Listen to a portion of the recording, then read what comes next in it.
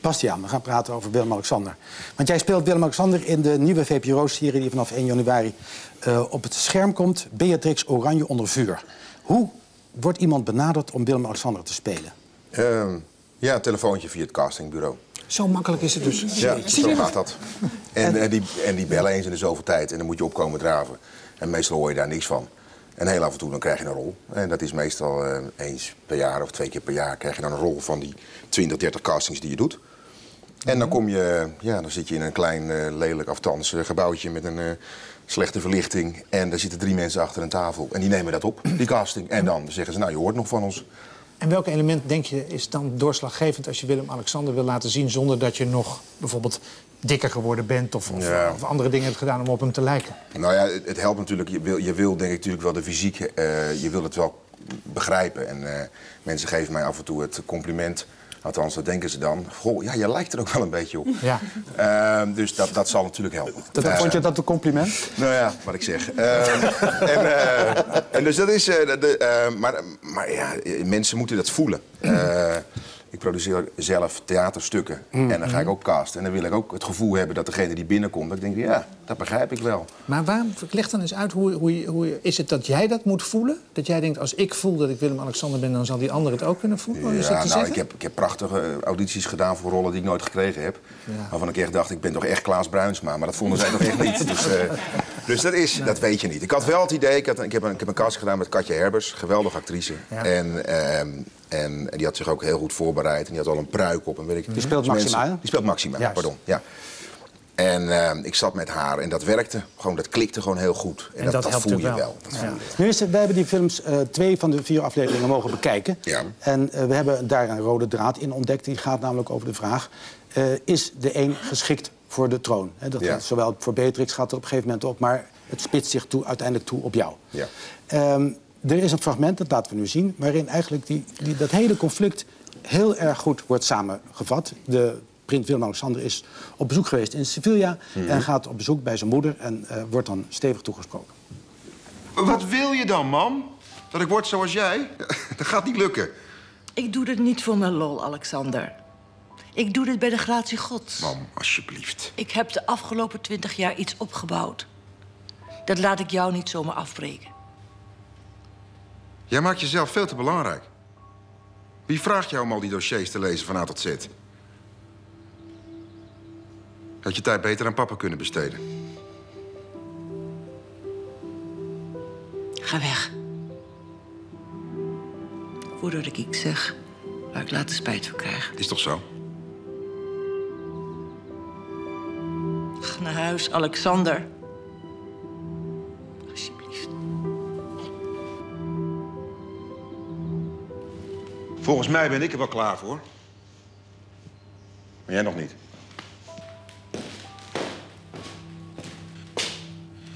Ik heb in Sevilla een geweldige vrouw ontmoet.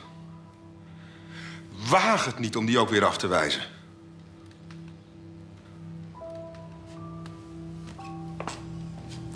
Willem-Alexander had hier nog een drankje gedronken met zijn opa. Dat maakte misschien ook nog iets... Iets lodderiger. Ja. Hoe heb jij je voorbereid op Willem-Alexander? Ik heb veel gelezen en veel erover nagedacht. Hoe werkt zoiets? Je leest er veel van. En dan komt er een beeld naar voren van een aardige vent... die een enorme verantwoordelijkheid heeft. En wat ik al zei, volgens mij niet heel erg... heel veel zin in heeft. Maar voelt zich op een gegeven moment toch wel verantwoordelijk... om die taak dan toch op zich te nemen. En hij heeft een moeder die toch echt totaal anders is dan hij. En hij heeft, zijn broers die gaan natuurlijk totaal een eigen weg. Die zitten in het buitenland. Zijn vader overlijdt. En alle dingen die hij eigenlijk naar buiten doet... of dat nou inderdaad is in interviews, soort dingen... het gaat nooit allemaal helemaal lekker. Hij heeft niet de charme die zijn neef Prins Maurits bijvoorbeeld heeft. Hij heeft dat niet. Kijk, heb je naar alles gekeken? Heb je de interviews bekeken? Heb je alles wat er zo'n beetje is? Ja? Haal je er dan ook dingen uit waarvan je denkt... dat is het, er zit een raar loopje in? Nou, daar zit dat... Mondje? Dat mondje, dat zit altijd zo... Het zit zo, dat zie je nog niet zo heel erg in de eerste 2 afleveringen, vooral in de derde, in de vierde. Hij wordt steeds volwassener. Hier is hij nog heel erg onvolwassen en heel erg... Je merkt, ik denk te zien ook dat hij ontzettend blij is dat hij Maxima naast zich heeft. Maar hier heeft hij flair nog, hè? Hij heeft hier meer flair. Nou, hier is hij nog wel een beetje dat studenticoze, dat gemakzuchtige toch wel, wat hij geloof ik toch wel heeft. Ja. Maar hij wordt steeds meer een man en hij begrijpt ook steeds meer de positie van zijn moeder in de serie en hij begint iets meer, hij wordt langzaam gewoon volwassen. Dat is eigenlijk wat je ziet. Voordat we jou helemaal als de kroonprins zien, laten we even kijken hoe de echte eruit ziet.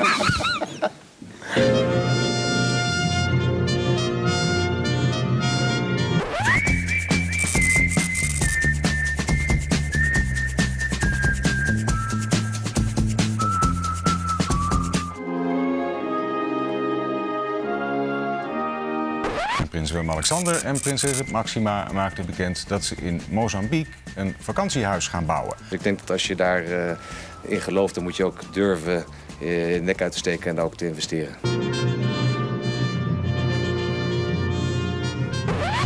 Ik heb de schrijvende pers net verwezen naar een ingezonden brief in een Argentijnse krant, waar tegengesproken wordt dat er überhaupt gesproken is, waar in dat boek melding over gemaakt is, waar nu commotie over is.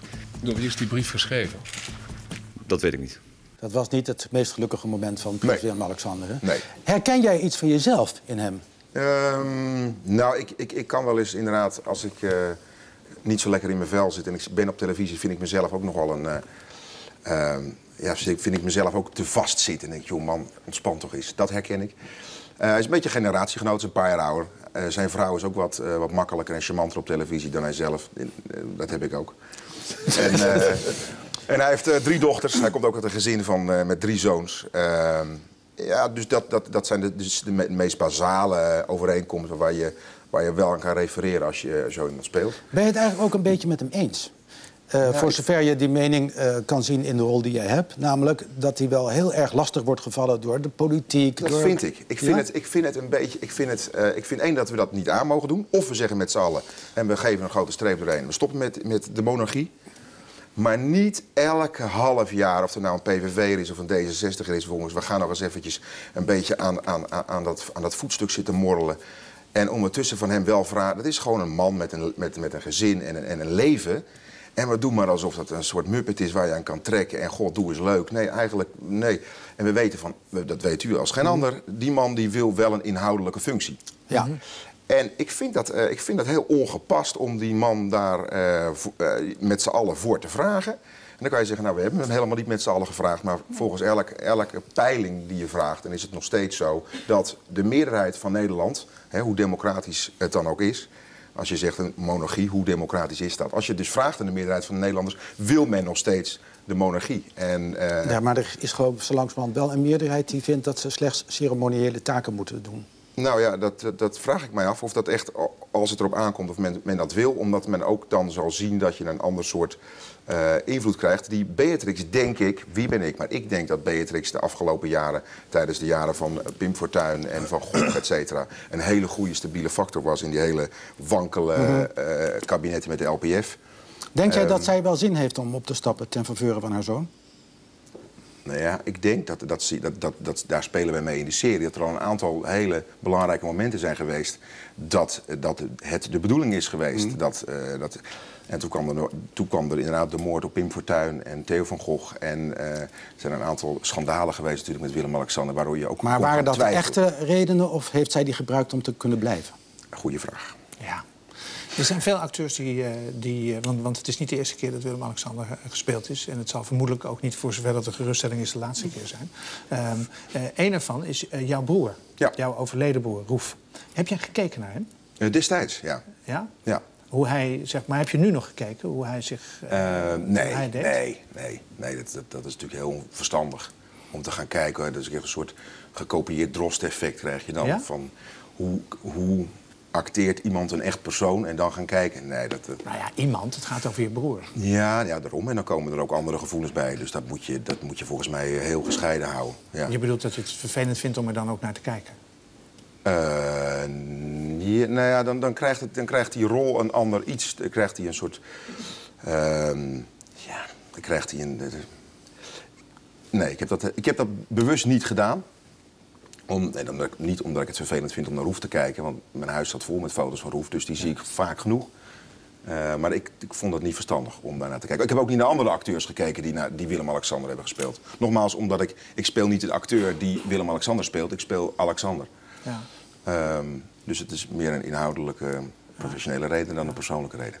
Joep, jij bent voorzichtig geweest, net toen het over Ajax ging, in welk kamp je zit. We gaan ook niet aan jou vragen of je... Ben je monarchist eigenlijk? Nou, ik ben wel een beetje voor de Republiek, ja. Voor de Republiek? Ja. Toch, wij hebben een paar ontmoetingen. En een paar is in dit geval ook precies 2. 2. Waar we eventjes, zeg maar, Joep en de koninklijke familie in hetzelfde shot zien. Samen met bekende Amsterdammers als bankpresident Duisenberg. Freddy Heineken, die de prins begroette met een joviaal see you later. Allemaal Amsterdammers, ook al woon je in Vinkeveen, zoals Johan Cruijff. En dan was er ook nog cabaretier Joep van het Hek. De vakcentrale FNV viert feest. Er was koninklijk bezoek bij de vakbond. Koningin Beatrix was de eregast bij de officiële opening. Feestredenaar gistermiddag was Joep van het Hek. Verder zei toen de RVD, u mag geen grappen maken over de koningin. U mag geen grappen maken over de familie van de koningin. Had ik er ook nog wel wat over. En u mag geen grappen maken over de minister van de koningin. Ik zei, waarom niet? Nou, zei de RVD, het kan zijn dat de koningin voor het nationaal in de lach schiet. Waarop mijn broer zei, vraag dan, ga ik hem aan. Zijn er nog meer momenten geweest eigenlijk dan deze 2? Dat je in contact... Dit was wel grappig trouwens. Ja. Ik was als mijn broer gegaan. Ja. En ze hadden toen gezegd inderdaad, je mag geen grap over het minister maken. En je mag over het koninklijk huis, want de koningin mag niet lachen. Ja. Maar toen had ik bedacht, dus dat had ik al tegen die man van de RVD gezegd. Maar ik mag wel tegen de koningin zeggen dat het eigenlijk een ontzettende kutklus is om nou weer zo'n FNV-gebouw toe te openen. Zullen we gaan? Dus keek die man van de RVD me heel lang aan. Ik zei, meent u het? Ik zei, ja. Dus u wil de koningin vragen... Nee, dat kan niet. Ik zei, nou, doen we dat niet. Dat doet u niet. Nee, dat doen we niet. En dat heb ik dus wel gedaan. Dus ik heb dus tijdens de speech gezegd... Trix, jij belt naar huis dat het later wordt. Ik bel naar huis dat het later wordt. We gaan. Juist. En toen nam ik het risico, toen liep ik. En wat deze, ze stond op, gaf me een arm en we liepen weg. En dat heb ik altijd heel erg in de gewaardeerd. En dan, je hebt bij de deur heb ik een aantal columns geschreven, brieven aan haar eigenlijk. Ja. En daar komt Willem-Alexander ook niet altijd onverdeeld uit als een... Nee, maar goed, dat is... Ja, dat is mijn werk. En zoals het zijn werk is om de prins uit te hangen. Ja. Uit te hangen. Ja. Ja, is het... het is een beroep om... die jongen die heeft natuurlijk veel leuker, dat weet jij ook... heeft natuurlijk ook gewoon een heel leuk leven. Alleen af en toe dan moet hij verschijnen. En dan mag je dit niet en dat niet. En tegen die mag je dat zeggen. En tegen die niet dat. Maar die, ja... Maar die heeft het wel 20 jaar lang wel voor zijn oren. Ik vind dat ook nu langzamerhand. Die man is 40, dat is een stabiele medewerker. En die kan wel een paar klappen aan. Maar die man die was ziek, die slikte prednison, die werd daar dik van. Prins Pils, die is enthousiast over de hockeydames en gaat hossen en dan is hij niet koninklijk. En eigenlijk continu klappen van iedereen. Ja? Dus dat is leuk natuurlijk met spelen van zo'n rol. Op een gegeven moment krijg je gewoon sympathie, sta ik hem hier helemaal te verdedigen. Alsof ik de grootste monarchist ben. En ik hou wel van een gouden krul. Maar dat vind ik wel. De afgelopen 20 jaar Prins Pils. Denk ja man, give the man a break. Maar dan nam die prednison wel met een biertje in. Ja. Dat zal. Ja. Maar, hoe ben jij zo dik geworden voor die rol eigenlijk? Ja, dat biertje, ja. Dat biertje? Ja, gewoon veel eten. Gewoon, en dus daarna weer stoppen kilo. En dan is het ook zo weer weg? Nou, ja, ik hou niet van sporten. Dat vind ik een vreselijke bezigheid. Dus dat was wat lastiger. Maar ik heb 4 kinderen, dus we hebben een hoop. En ik ben druk aan het toeren, dus er komt er wel wat vanaf. We gaan kijken vanaf maandag 2 januari. Dan bent u net ook weer een beetje helder in het hoofd. Althans, ik wel. En vanaf 10 uur op Nederland 1.